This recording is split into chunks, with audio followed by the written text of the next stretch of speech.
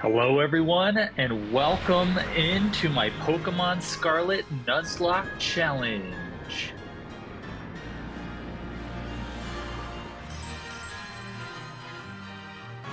We start off as all Pokemon goers do, getting ready for our grand adventure. In this case, we are getting ready for school, which is new to this game, but you know, school's okay, I guess. Our mom starts giving us a phone and says, hey, here's a phone so you can stay in touch and blah, blah, blah. It's going to turn into our Pokedex.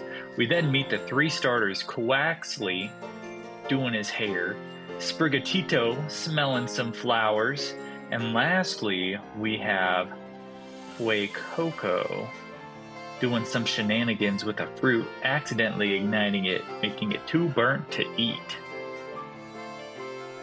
After this, we quickly meet our rival Nemona, and we say no to being friends. Choose Sprigatito because Sprigatito didn't get enough love in my first playthrough, and we name it Spriggs.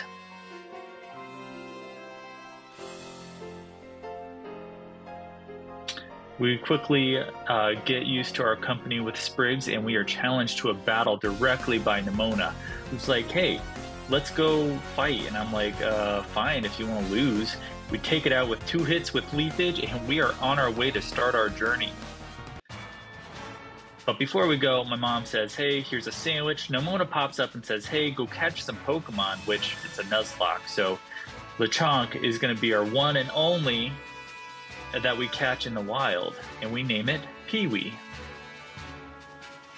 We quickly level up our Pokemon with auto battling and some standard battles to get our XP up and stats good, and we start hearing a weird noise like, whoa, what Pokemon makes that noise? And we see our partner Pokemon for life, Koraidon, getting harassed by 2 Houndour. We're like, hold on, dude, we're on our way down. I'm gonna help you out. And we give them a sandwich, and they're like, I don't know if I can trust you, but that sandwich looks mighty tasty. And he takes a bite, and I don't know what mom put in that sandwich, but bada bing, bada boom, here we are with magical dragon powers. They're restored. We quickly get into a cave fight with a Houndoom, and I throw Pee-wee out there for collateral damage, but it says no thank you. And Koraidon swoops in, takes us out. Nemona says, hey, escape up here. I'm a champion, but I'm not going to help you.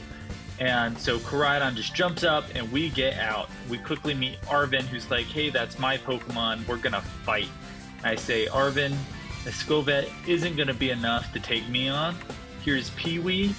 And Pee-wee takes it out with a couple of tackles. So we move on to the next area of the game.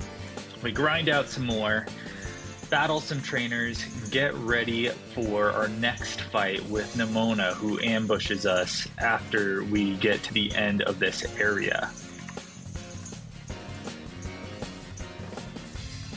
We quickly take out Quaxley with a hit of Leafage after all that grinding, and she sends out Palmy and proceeds to then cheat by using a feature we don't have access to. Doesn't really matter. Its terrestrialized form doesn't stand a chance, gets 1 shot, and then we see it faint in a crystal barrage. Then we run into Team Star harassing this poor young girl who is just minding her own business.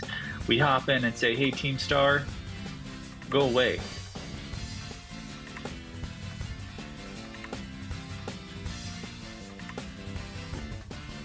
Nemona appears after the first battle and says, hey, you know that cheater trick I did? Here's a Terra Orb. Now you can do it now too.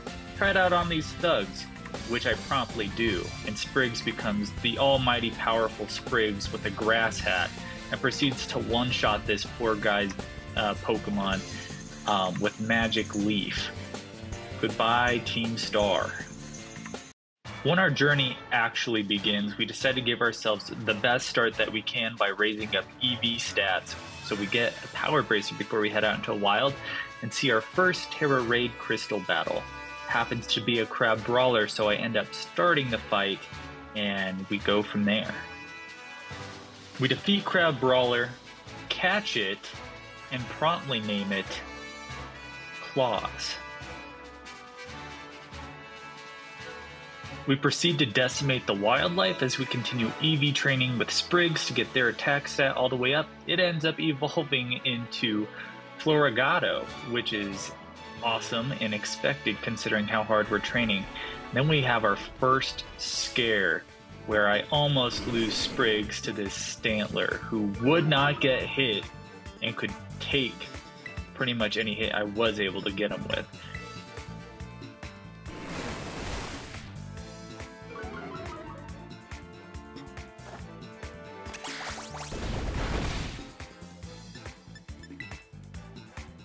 After this Stantler tries to prevent my escape, I decide, you know what, we can take on this Stantler, it's fine. Let's give our Sprigs full power, and we terrestrialize, thinking, we're gonna kill this Stantler. It had other plans when it decided to stomp on his head, and I'm like, oh my god, we're not losing Sprigs. So I try to run again. After escaping, we proceed to head to the west side of the map looking to add more partners to our team, and we see a Ghost Terra Cave. Inside that cave is a Gothorita, which we decide maybe we can take on. Why not? It's only 2 stars, that means level 20. Sprigs is right there, they can take it on. I nearly made the biggest mistake of the playthrough here in the first couple of minutes of the game because Gothorita is near death. I think we can take it out, that we're faster. It proceeds to Psybeam and nearly kills Sprigs. Sprigs, holding on for dear life, finishes off Gothorita. Now we have a team member that I call Wednesday. We proceed to continue EV training until we decide to get our next teammate hiding in Area 1 near the start. And happy to build up on our team, we run into a Psychic Starlet, which we promptly take out and name it Fleetfoot. Feeling confident in my team, I decide to head over to the Bug Gym Leader and proceed to do the Olive Roll test, which was a piece of cake.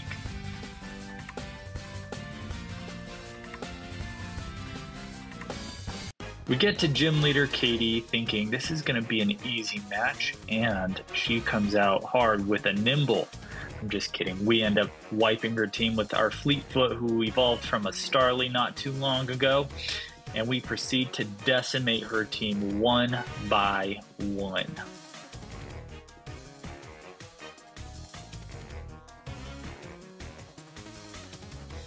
We push her to her last Pokemon, Teddy Ursa, and she proceeds to terrestrialize into a bug, which we don't care. Survives our aerial ace, but that doesn't really matter because it's dead next turn anyways.